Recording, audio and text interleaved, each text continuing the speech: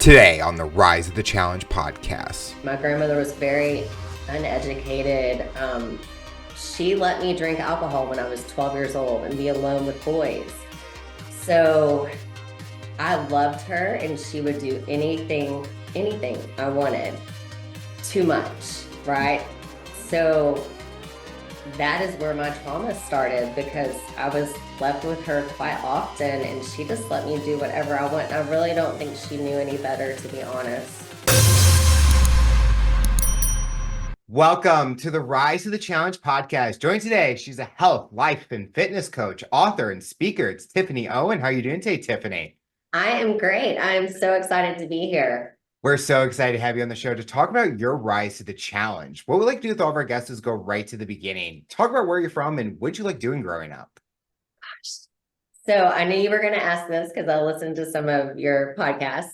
So that's a little bit tricky for me because I don't even know where to start. I am from Texas. I am a mother of four. I'll be 43 in a couple of weeks. I have a 22-year-old, a 17-year-old, and I have twins that are 12.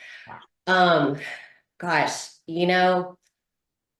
my trauma really started at a very young age, and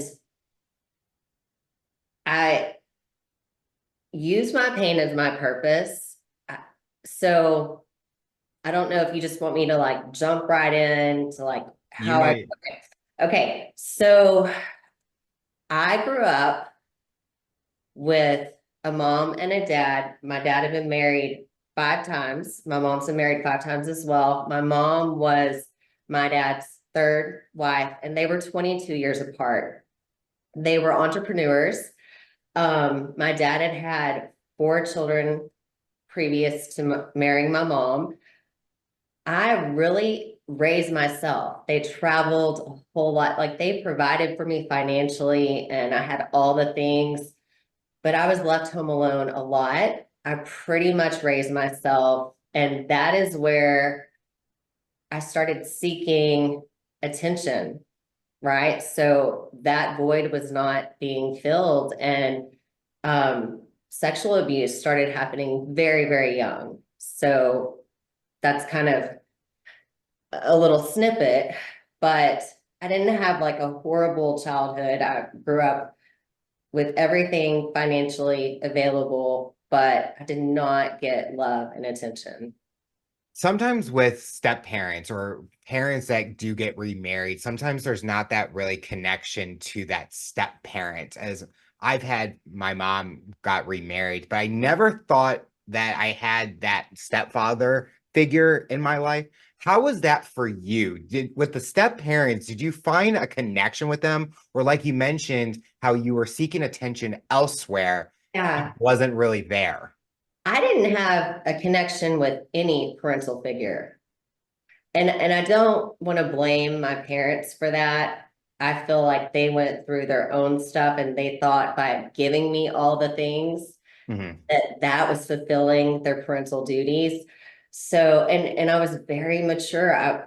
My mom was 22 years younger than my dad. So I grew up around adults. And so they left me home alone when I was like 6 years old to fend for myself. I made amazing grades. I really never got into trouble. So why would they? I was left with my grandmother or babysitters most of my life. So they got divorced when I was 8, and my dad remarried someone and then another someone who was only 12 years older than me. Wow. Yeah. So that was really tough. And so I wouldn't say I had any kind of connection there. My mom's husbands were, they were very loving and kind, but I can't say I had any kind of parental connection. You mentioned that you were staying with like your grandmother, babysitter. Was your grandmother kind of that like role model or that person that really got you to inspire to do the things that you wanted to do because she was always there with you? So this is where the trauma started.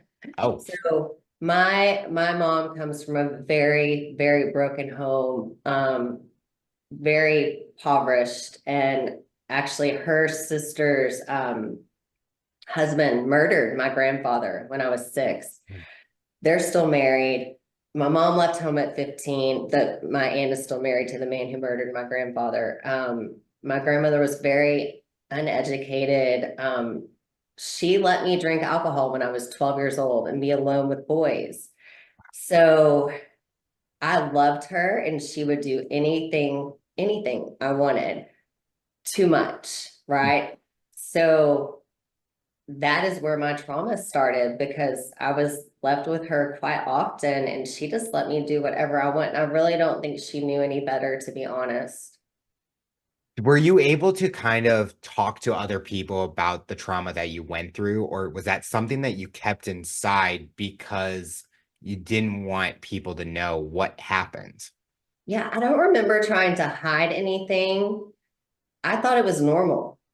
I thought it's normal for a 12-year-old and an 18-year-old to have sex or just different boys that were old because my mom and dad were 22 years Mhm. apart. No, nobody was intervening or telling me that this was wrong.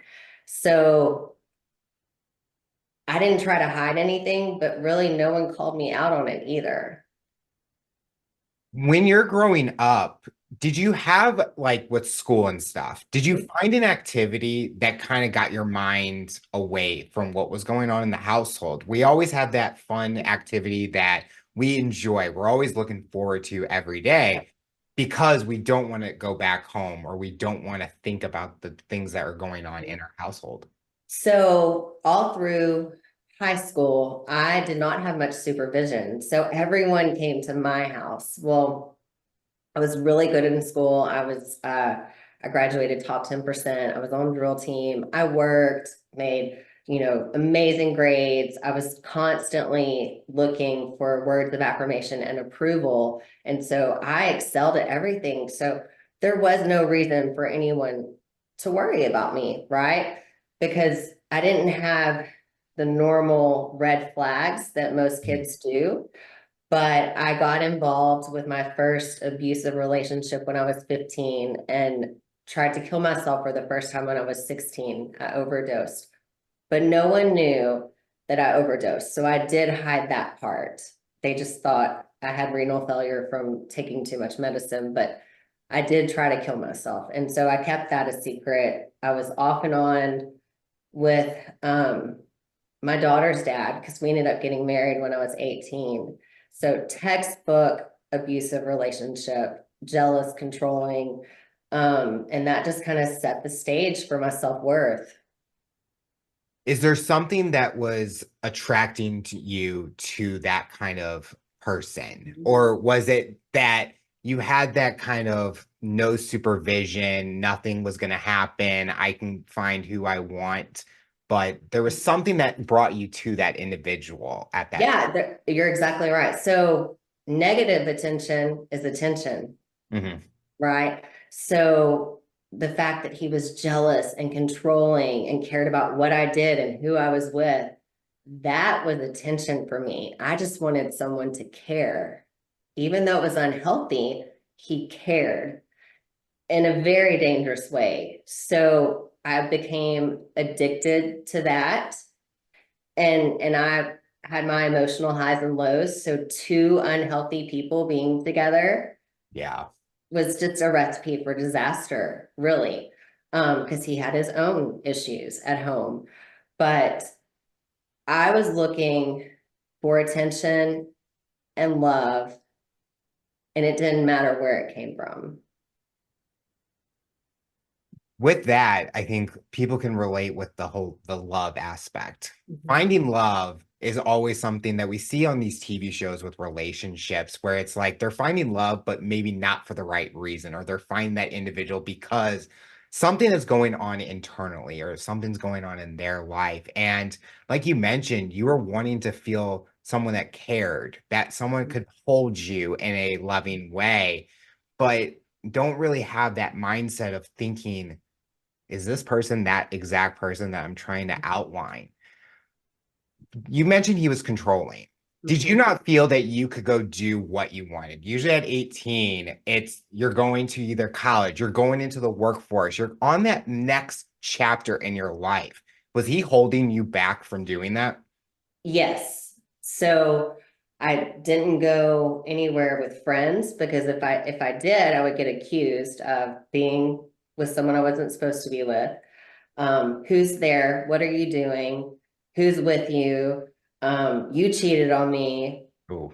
You were checking somebody out. It was constant. So I got to the point where I said no to any invitations to girlfriends that wanted me to do stuff. I was scared because it wasn't worth it. I would get in trouble, right? Mhm. It didn't matter what I did. And I didn't have any model of what a healthy relationship looked like. And I was trapped. It's not that easy to get out because your self-worth is so low from being called so many names and being accused of so many things. You don't think that you can do any better. Mhm.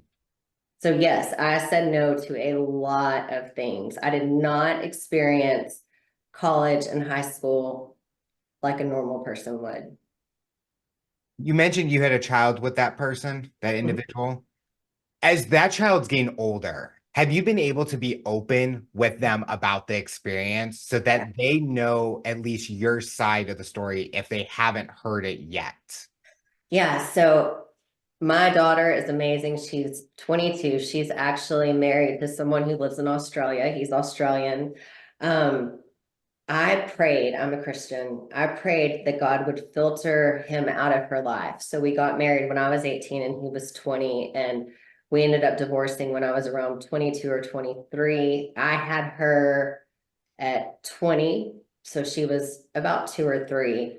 And I knew that I didn't want my daughter to think that that was normal for a man to treat a woman that way.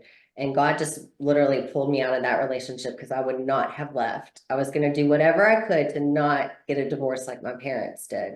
So I would have stayed. So I prayed that God would filter him out of her life. And he ended up going back to the military. He married someone from Germany.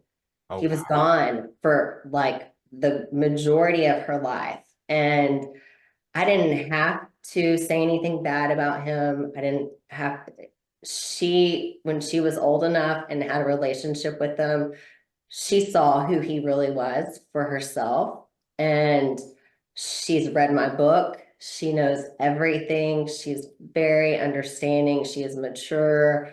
Um, but she got to see who he really was without me saying anything, and he hadn't changed by the time they reconnected when she was probably 15 or 16, but he hadn't changed at all. So yes, I've been able to, she knows everything, and now she's, dealing with her own issues and therapy because that's still a loss. That's her dad.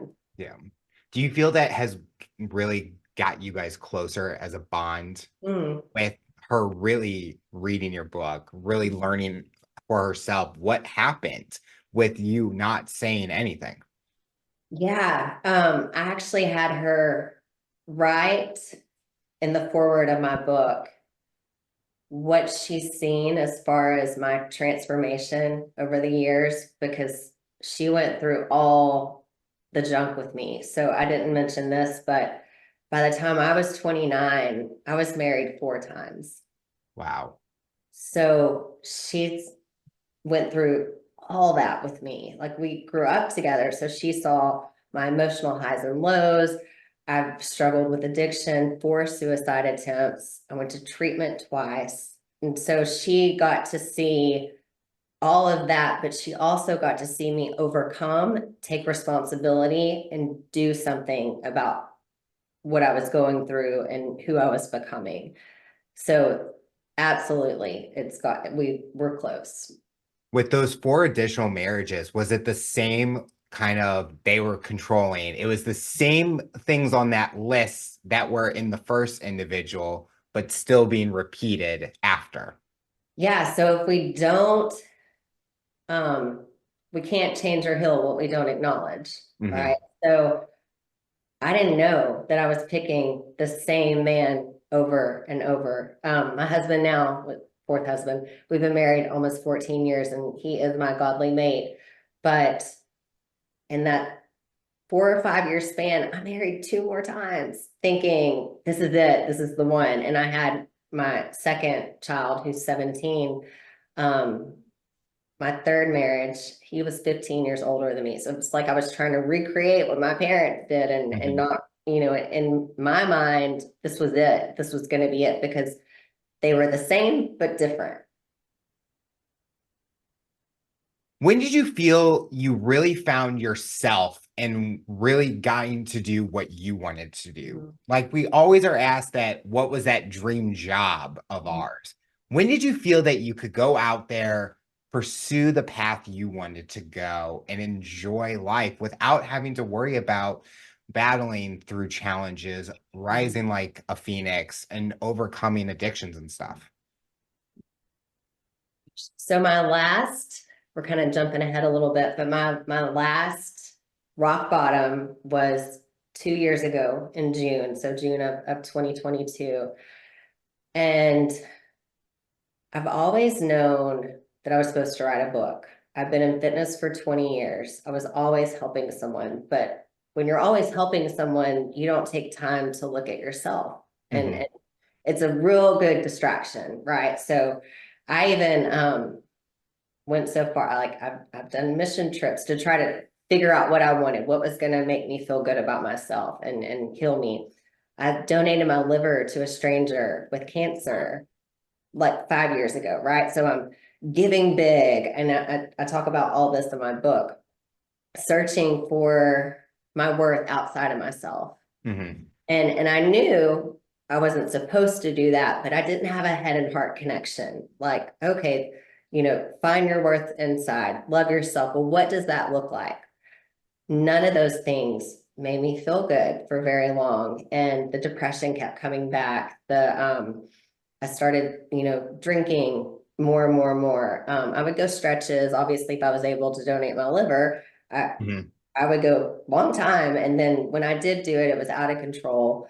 Um, and I would drink to fill, not to numb. It was to fill and to interact and be open with people. So I didn't know how to cope without that. I've been in fitness for 20 years. I've also was a health coach for 4.5 years. I've coached 1,400 people in the last 4 years, and my trauma just kept coming back. And I was at a point where my drinking became out of control. And I was going to bed every night and asking God to please just let me go to sleep and not wake up. I was tired of fighting because things just kept resurfacing and I didn't know how to deal with them. And so I had that bottom. I got to go to treatment. I tried to overdose. And um, since then, I am now living my dream. So I'm helping people become the best version of themselves. I'm doing fitness coaching. I'm doing mindset coaching. I wrote a book. So I share vulnerably because there is hope and there's so much you can do with your pain and your testimony. Yep. And that's healed me. So I am living my dream now. Going deeper into the fitness aspect of your life, what was the first thing that you thought about when you got into the fitness industry or the fitness profession? What was your main goal that you wanted to get out of it? So in high school, I thought I was going to be a lawyer or be in finance because my grades Okay. were really good. I love academics, and I kind of fell into this personal training thing. When my daughter's dad, he was overseas in the military, I was living with his parents, and I started working out, and my body responded to it. I just kind of it was like natural, and I started teaching classes, and then the trainer there that was the manager asked me if I wanted to be a personal trainer. I just jumped right in. I did it. It just it came totally natural to me. My body changed, responded to it. I think what I really got out of it though was that connection with people Hmm. that needed me. I was helping them.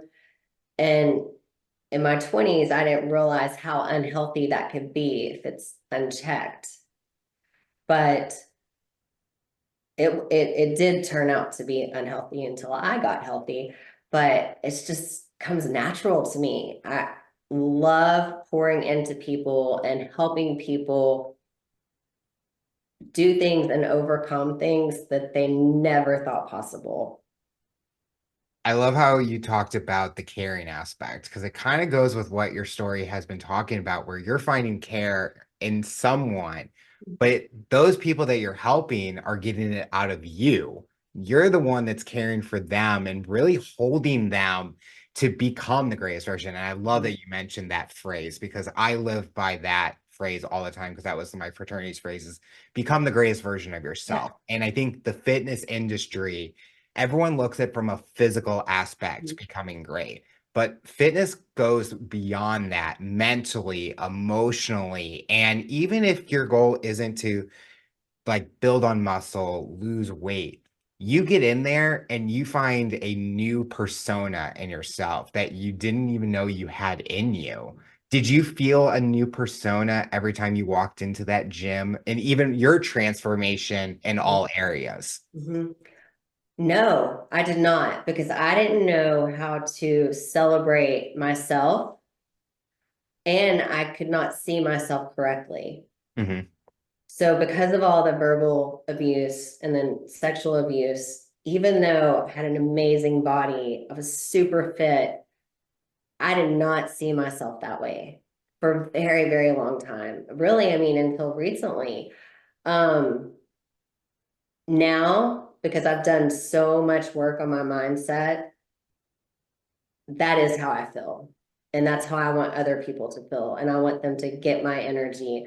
I will not work with someone, write them a workout, or train them without mindset coaching, period. So I'm at that place in my career, but I don't just take anybody. If you don't do the mindset part, I will not work with you because that's it. That's where every transform your mind and your body will follow. From the individuals you have worked with, what's been the biggest thing that they've found from working with you that maybe they did not know or that they have enjoyed with it? Yeah, so I love working with all ages, but mostly women 40 and above because they have lost hope.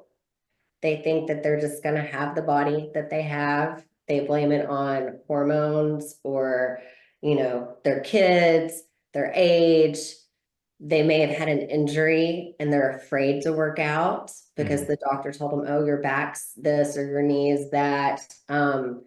They are scared. And so I love working with women like that. And I can get them to love working out, overcome that fear gradually. And then they're doing things they never thought they could. And that's where the self confidence and the self love come by doing things that you didn't think you could and by honoring the commitments that you make to yourself. So I walk with them, hold them accountable, also have this amazing community with my fitness clients, but they're just shocking themselves because they trust me enough to try the things. And then they're just blown away that, oh my gosh, that thing that I thought was holding me back, it's not even a thing. I think what you do is amazing because you're not someone that's just, here's the plan, go do it, get the results if you Mhm. want to. You actually take the time, really get to know the client that you're working with. And I've experienced that with my trainers is I want that person to connect with me in a way. Like I go through type 1 diabetes and my trainer has type 1 diabetes. That is one thing we can talk about and connect it. And I see the passion that they have. And just hearing you talk, you have the passion and what you do for your clients shows that you go above and beyond than the people we see out on the internet. They're just, hey, I'll write you a plan. You pay me this and I'll just give it to you. Where they don't care what your name is. They don't care where you're from. But that's what makes someone like you different than all the coaches out there. Yeah, I agree. It's a lot more work emotionally and mentally, but it is worth every bit of it. Yeah. I do not have a big turnover. like the people that have been with me, they stay with me, their testimonials, I'll read them and I'm like, oh my gosh, like I can't believe that you're saying I helped you do that, because it's like an out of body experience. I'm so humble and honored that they trusted me Yep. first, but then how you get that trust and connection is because I was vulnerable first and I live a congruent life. And I've had my own weight issues. Like I didn't stay fit all through that. Like I, gained a lot of weight after my twins and had to lose it. And I've had to work for it too. Um, so that connection is so important. But it's a lot more work. So that's Yep. why trainers don't do it. It's a lot more work. Kind of looking at a fun aspect of fitness, do you have a fitness goal for yourself, a competition, athletic event, a personal dream kind of aspect that you're looking forward towards? I don't. I really don't. There's nothing wrong with that. Let me tell you why. So I have people all the time ask me if I'm getting ready for a show, because I pretty much look show ready all the time. So I guess that's one goal, is to maintain that without being stressed. I'm not starving myself. I'm Mhm. super, super healthy. I'm in competition with myself. So I want to maintain what I have. I want to push myself a little further on a regular basis. So Mhm. I have like calorie burn goals that I want to hit. I have running goals I want to hit. I work out for a certain amount of time, but more so to be an example. I want to be my best me, and I know I can, it doesn't matter how old I am, I can keep pushing myself. But my people feel that energy and they see that, and it's good because I wouldn't want to work with somebody who didn't go above and beyond, Yep. like, or look fit. So no show or anything like that. I just want to help more people, and I feel like taking care of myself and looking the way I do, that is selling myself. So to maintain that is my goal. How have you gotten your name out there to find potential clients? Are you really enjoying the content creation, the marketing aspects, social media? Where's your specialty when it comes to that? Yeah, so really social media. So I've built a platform by really sharing vulnerably and living my journey out loud, all of it. Treatment, trauma. Um, Whenever I did go to treatment, like I shared the whole thing. I've shared recovery. Um, all the things. And so there's people who have watched me or followed me for years, and then they'll just reach out and they'll be like, okay, I'm ready, sign me up. But I'm consistently vulnerable, and that builds trust and that gives people hope. And then they reach out, and it is pretty much social media and then referrals for sure. When you get those new clients, what is the feeling that you get knowing that you're helping another person become the greatest version of themselves? And I feel like you need to put that on like a plaque behind you right now. And like that phrase, because I think everyone should have that kind of written down, because it's not one of those where it's specifically what you're supposed to do. It's how you want to become the greatest. What does that look like for you? So even better, I want to empower. Oh, I like that. I want to empower them to not just be the best version of themselves, but be who they were created to be. Right. And I get real excited, and I tell them, right, I'm like, get ready for your life to change. Like have high expectations, get ready for your, and I get so excited. It never gets old, ever. Um, Bringing on someone new. And then every time I Zoom with them. So we'll do, so I don't work out with them one on one. Like I write out their workout and I send them a video, an instructional video. Our time is best spent doing a one on one Zoom where we're talking about mindset and accountability and setting goals. It's because the workout, my video will tell them how to do it. They're going to push themselves because that we have built this rapport, And first, they think they don't want to let me down, but it's their journey, not mine. But if they need to do that just enough to Yep. push them, and then all of a sudden they're like, oh my gosh, I worked out 5 times and I just told them to work out 3. Like, are loving it. It's just so exciting. And these women that are in their 50s and 60s, they are mostly working out from home and they look ripped. I mean, it's incredible what you can do with minimal equipment at home That's when you have the right support, right? And you're putting the right things into your mind.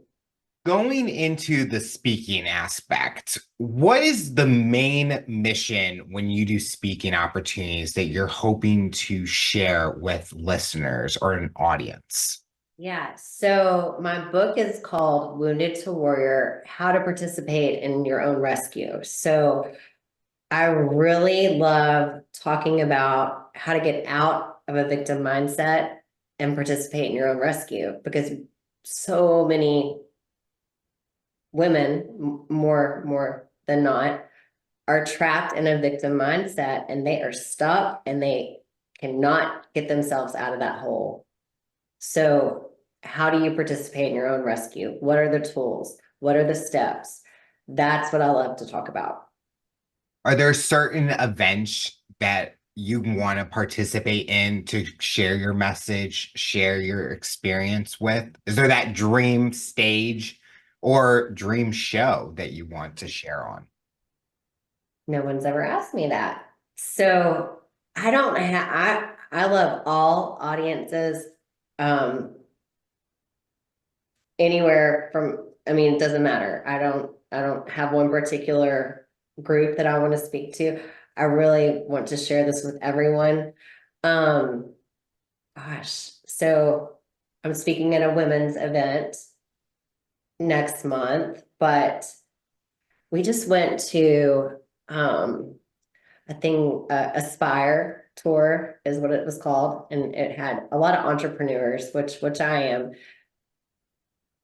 but they also talk about mindset, and so Mhm. something like that would be really, really, really cool. But I would love to travel all over the world and speak to people here. I do have one target audience: college athletes, girls in particular, because I've been able to coach some of them. There's a lot of mental health struggles in that area, and not just athletes, but just the college age kids. If I can share what I've gone through and overcome and give them some tools, maybe they won't be 40 whenever they get to that best version of themselves, right? Yep. So I would love to share my story with young adults for sure. I feel that college demographic would be perfect because you see with things that come out in the media, things that people post on social media about their experiences and the challenges, the hardship that college puts on individuals. Even from my experience going to college and just seeing my friends stressing, struggling, going through challenges, addiction, it's like college should not be something that they should be going through like that. And I think there's so much pressure, but the way that you talked about mindset, if they had that information, they could really reflect and there could be that turnaround. I think that's a huge market Yeah. that would Yeah. benefit so much from the words that you share. Yeah. Yeah. Just, I mean, I never dreamed that I would try to take my life 4 different times, right? I mean, it just, you think you're good and then you're not good. And then Mhm. you think you're good and then you're not. And then there's medication issues. And do I take the medication? Do I not take the medication? Is it working? Is it not? And then if you're in unhealthy relationships, who are you surrounding yourself with? What are you listening to? What are you putting into your mind? Are you being physically active? All those things come into play with mental health. So important. If I would have learned that at a younger age, maybe it wouldn't have been how it was. But I'm grateful for everything I've been through, for sure. With speaking and sharing your story, you talked about how your oldest kid, she knows the experiences, but talking about your twins that are much younger, Have you had those conversations with them, with you being on different platforms and sharing, where they're experiencing hearing your story? Or are you kind of doing similarities with the oldest child where they're learning on their own without you saying anything negative unless they come to you first? Yeah, so my twins are really fortunate because they have an amazing example of a loving married couple. But my husband and I are a great example to them. We're very affectionate with each other. If we argue, we make up in front of them too, right? It's important for them to see both. They have been in the personal development world for almost 5 years. And Wow. it's really cool. Like, I listen to the podcast in the car. They see me do this. They see me help people. Um, they probably know more than what I realize, but we don't share any like thing that's not age appropriate with them. But they are around all of this, and their mindset is unbelievable. I think they were at church the other day and they were talking about fears. And the youth leader was like, well, what are you afraid of? And one of my twins was like, I'm not afraid of anything. It's like, well, you got to be afraid of something. It's like, no, I'm really not. So he was pushing my son to be afraid of something, but we tell our kids to run towards fear. Hmm. You don't have to be afraid of Yeah. something, right? But it wasn't normal. And so it really made us kind of take aback a little bit, like, I don't think I really like that. But they've grown up that way, and that's just how they think. Now, are they perfect? No, but they're pretty amazing. Where my older two have not grown up in the personal development world. And so they have a little bit different perspective Yeah. and worldview, you know, for sure. Do you see yourself writing another book, or is this one and done, or do you Yeah. have the next few ready to go? Yeah, absolutely. So this book is not only my story, but I include tools on how to overcome the obstacles. So it's personal development plus my story.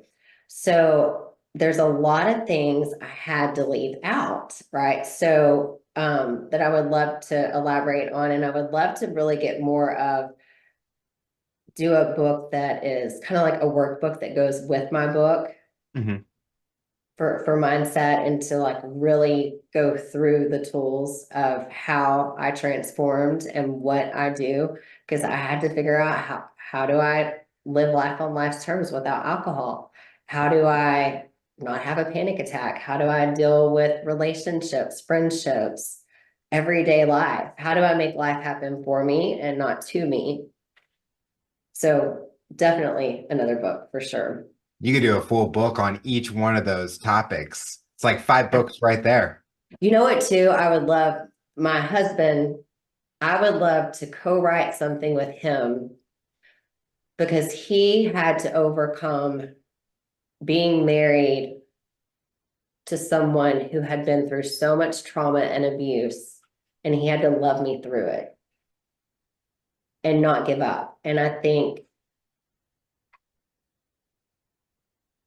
the other person in the relationship that maybe didn't go through the trauma but is dealing with the person with the trauma, they need to be talked about. Yes.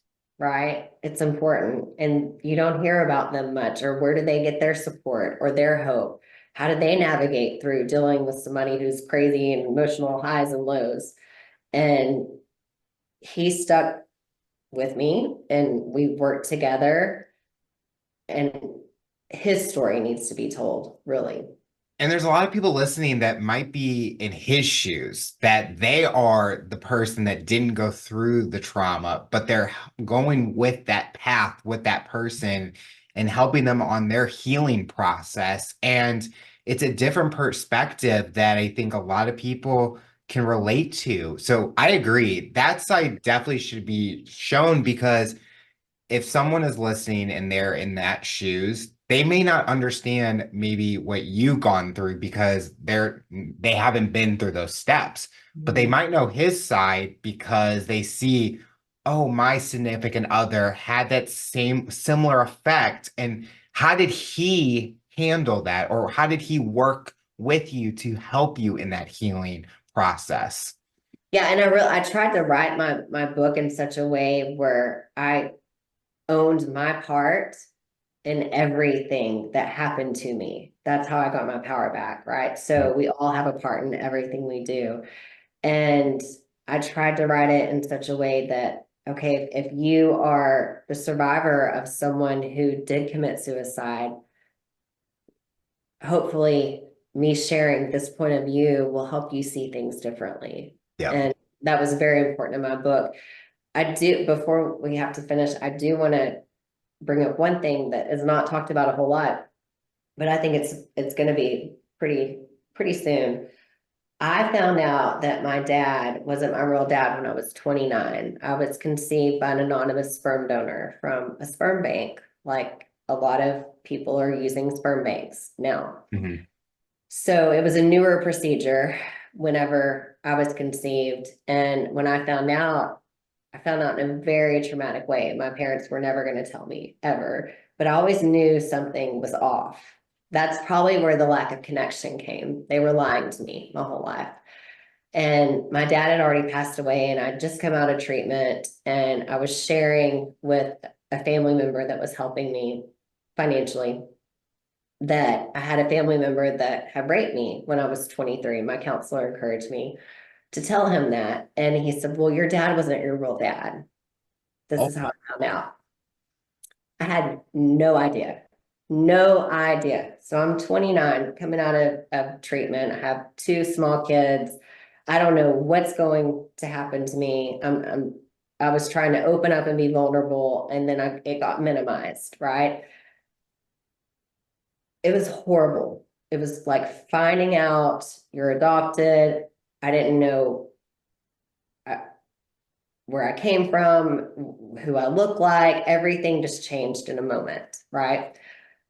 So fast forward, and I did 23andMe to see if I could find out some kind of genetic. I wasn't trying to find family or anything like that, but you have to be a boy to find out any kind of genetic health history or whatever. So that kind of didn't work out, but I ended up matching with over 20 half siblings that had the same donor. oh, Yeah, and they were all just finding out. I had had several years to process, and it was not some amazing family reuniting thing that you see on Dateline. It was horrible. It did not work out that way. We found out who the donor was. He donated sperm through medical school. Um, but it was pretty traumatic, and there is a lot of research being done on adults who were conceived by donors, like where are they now? And a lot of them have mental health issues, addiction. There's a lot of statistics. Yeah. have you met or talked to any of those half siblings? Yeah, I have. I went the very first one I met or I matched with, I flew to Vegas to meet her like immediately. And it was okay. It was, she wasn't looking for a sister or family. I Mhm. think I was I was fantasizing for a family, but that's not what she wanted, and that wasn't her fault. I wanted more than what she could give. Um, and she had just found out. So we're all about a year apart. So we were all born between 79 and like 82. So after that, more just kept showing up. And we connected, and a lot of them met, and I felt left out. Oh, And that could have been me. That could have been just my own insecurity. Maybe I pushed them away. I was not healthy mentally at the time. So I could have been too clingy. Who knows? But it didn't work out at all. So I haven't can I see some of them on Facebook, and I'm connected with the donor sister, but it was really hard thing to let go of. I mean, it was real rough. that just would be tough to go from, you're in treatment and you're just trying to survive through that. And then you kind of have that positive moment coming out and really getting out and out of that treatment. And then you're hit with something next. And it's now you feel that you're going through that cycle again, that you have to go through like the steps and from treatment and going, but a different process now Yeah. just to recover from that news. Yeah. Yeah. So not only did that happen, but the husband I was married to at the time, my counselor told me he divorced me while I was in treatment and took everything. And I Oh, had no idea. So that is my whole life. Just like you just nailed it. That is it. And that is why I got stuck in a victim mentality, right? So I kept recreating scenarios to fit the victim part of me mhm. without realizing it, right? What we focus on grows. And so I had identified myself as everybody who loves me is abusive or abandons me. And so that is what I continue to bring in. Wow. Mhm. The final question I'll ask you for someone that's listening to this interview based on your journey and experience, what tips or advice would you give them to overcome obstacles, accomplish their goals, and rise to the challenge? I think the very first step is coming out of denial. Very first. Again, you cannot change or heal what you don't acknowledge. So you have to really be ready to take a look at yourself, come out of denial, and then be willing to run towards fear, do the hard things, do what's not comfortable, to really work on yourself. And I know that's very vague, but all the tools are in my book. Yeah. So I definitely want to encourage people to buy my book. But it starts with coming out of denial, taking ownership, and learning to see your abusers through compassionate eyes.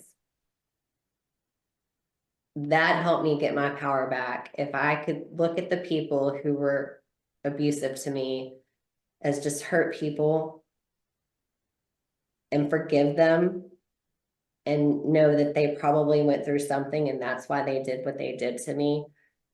It's not letting them off the hook, but it's seeing them with a different perspective, which then helped me get my power back. And then I also had to own my part in everything.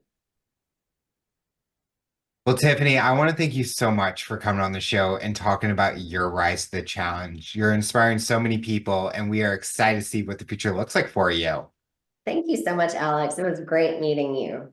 Tune in next time to hear my next guest talk about their rise to the challenge. Remember to follow, subscribe on all major audio platforms. Make sure to subscribe to our YouTube channel to get full length episode in video format. What path do you take to accomplish your goals? You decide.